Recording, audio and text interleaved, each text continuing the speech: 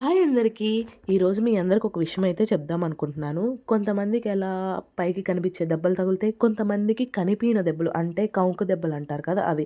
వాడు చెప్పుకుంటే గాని ఆ దెబ్బ ఓహో! ఇక్కడ తగిలింది, ఇక్కడ పెయిన్ వస్తుందని ఎవరికీ తెలీదు. అలాంటిది నా లైఫ్. నేను తిరగని హాస్పిటల్ లేదు, చెయ్యని టెస్టులు లేవు. కానీ రిపోర్ట్స్‌లో అన్నిటిలో నార్మల్. నేనెందుకు ఆ ప్రాబ్లమ్‌ని ఫేస్ చేస్తున్నా అని అసలు అర్థం కావట్లేదు. డాక్టర్స్‌ని అడిగితేనేమో "నువ్వు ఒక యాంగ్జైటీ ఫీల్ అయితున్నావమ్మా. అది ఇది నువ్వు ఆ ఊహలోనే ఉంటున్నావు" అంటున్నారు.